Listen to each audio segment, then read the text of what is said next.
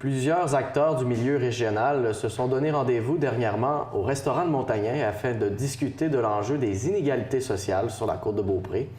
Et pour nous en parler aujourd'hui, je vais m'entretenir avec la propriétaire de l'entreprise Instigo Gestion de projet, Marie-Lisanne Tremblay, de même qu'avec la directrice générale de l'Alliance Affaires, Nathalie Duclos. Mesdames, bon matin. Bon matin, Thomas. Nathalie, tout d'abord, peux-tu nous parler plus en détail de cette conférence-là? C'était quoi un petit peu le contexte de la rencontre? À chaque dernier mercredi du mois, nous avons une formation. Ça fait plus de 2 ans qu'Alliance Affaires a cette activité-là, oui. Oui, cette activité-là. Puis, on essaie de couvrir le plus de sujets possible. Fait que Marie-Lisanne m'a amené cette opportunité-là de pouvoir en parler parce que c'est un sujet qui me tient à cœur. Marie-Lisanne, c'est ton initiative. Donc, peux-tu nous parler des raisons pour lesquelles c'était important d'organiser une conférence sur le thème des inégalités sociales?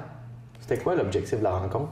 Bien, en fait, l'objectif de la rencontre, on sait que sur la côte de Beaupré, on a une situation socio-démographique particulière de par la conformation géographique, entre autres.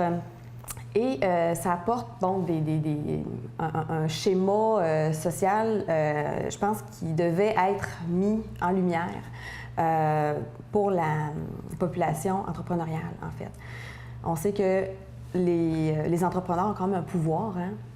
Et puis, ils ont une marge de manœuvre, ils prennent des décisions à chaque jour. Donc, d'être conscient de ces enjeux silencieux-là, je croyais que c'était quelque chose qui était quand même essentiel pour aider le développement, justement, global de la région. Donc, toujours dans une optique de développement durable. Donc, on voulait sensibiliser ces entrepreneurs-là. Pourquoi c'était important, justement, de les sensibiliser à cette réalité-là? Oui. Donc, comme je viens de dire, je vais comme continuer un peu sur la slide du développement durable. Donc, le développement durable, en fait, c'est composé de 3 sphères. Donc, le développement économique. On entend souvent parler du développement qui va être en accord avec le côté environnemental, mais il y a le développement aussi qui va être en accord avec le côté social. Et souvent, cette sphère-là, la sphère du développement social, est moins mise de l'avant. Donc, en la présentant aux entrepreneurs, je me suis dit que c'était peut-être une bonne occasion de les aider pas dans la prise de décision, parce qu'ils sont très bons pour prendre des décisions, mais peut-être d'orienter des fois les décisions en ayant justement une connaissance de cet aspect-là, pour mieux orienter des fois des choix.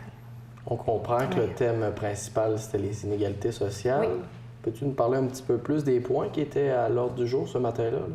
Oui, en fait, la formation a été donnée par Isabelle Côté, qui est organisatrice communautaire pour notre région. Elle travaille pour le CIUS. Et elle nous a fait une présentation qui était fantastique et qui présentait plusieurs points qui sont rattachés à la côte de Beaupré.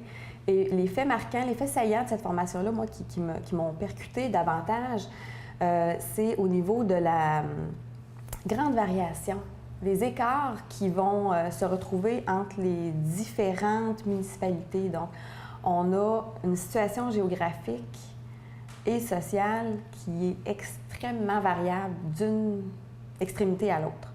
Donc ça amène un contexte qui est très hétérogène. Donc, moi, c'est ce qui m'a frappée. Et c'est ce qui fait qu'on doit travailler ensemble, justement, pour faciliter, justement, une convergence dans les moyens pour répondre aux besoins. Oui, j'aimerais que tu nous dises maintenant qu'est-ce que tu aimerais que les gens retiennent de cette conférence-là. Qu'est-ce qui est ressorti un peu ce matin-là? Oui. Pour ce qui est de la conférence en tant que telle, c'est que, bon, on a une réalité qui est silencieuse, qui n'est pas nécessairement visible, hein, et que chacun a le pouvoir de faire la différence dans ce contexte-là. Et moi, ce que je trouve important de lancer comme message, c'est qu'il faut avant tout s'approprier des petites actions, donc des petits pas pour atteindre justement un travail ensemble. Donc, chacun doit s'approprier une petite action. C'est pas en attendant que le voisin le fasse ou qu'une grosse organisation le prenne que ça peut arriver. Il faut vraiment que chacun se mobilise. Donc, oui, de la façon dont tu parles, il va y avoir une suite justement à cette conférence-là. Mais écoute, ça serait pas logique qu'il n'y ait pas de suite. J'ai aucune idée comment la suite va se tricoter, si on veut. Parce qu'il y a aussi beaucoup d'acteurs et il faut laisser une espèce de fluidité, une espèce de liberté dans cette construction-là. Donc, la suite, moi, personnellement, comme Instigo Gestion de projet, c'est sûr que c'est quelque chose qui m'intéresse à aller un petit peu explorer. Et ça sera de voir comment les partenaires, les acteurs veulent s'intégrer. Parce que c'est d'abord dans leur volonté qu'on va être capable de... leur volonté, leur motivation intrinsèque qui va pouvoir faire que ça se porte, tout ça. Faire une différence, Nathalie, du point de vue de l'Alliance Affaires Côte-de-Beaupré, on est satisfait du déroulement de l'activité? On est super satisfait parce qu'on a réussi à réunir plusieurs acteurs importants de la Côte-de-Beaupré. Le réseautage était vraiment au rendez-vous. Il y a beaucoup de gens qui ont discuté ensemble puis qui ont réglé des beaux dossiers, qui se sont apportés de l'aide l'un avec l'autre. Et que moi, je suis convaincue que c'est tous ensemble qu'on peut améliorer les choses à la Côte-de-Beaupré. Tu me disais tout à l'heure, vous avez eu aussi de bons commentaires des intervenants qui étaient présents sur place. Oui, ils nous ont souligné ça en disant que c'est une première. Alliance Affaires nous a proposé ça, fait qu'ils ont accepté avec plaisir. On était plus de 25 là, présents. Un grand succès. Nathalie, Marie-Lisanne, merci beaucoup d'être passée nous voir pour nous parler de cet enjeu-là. Merci. Thomas.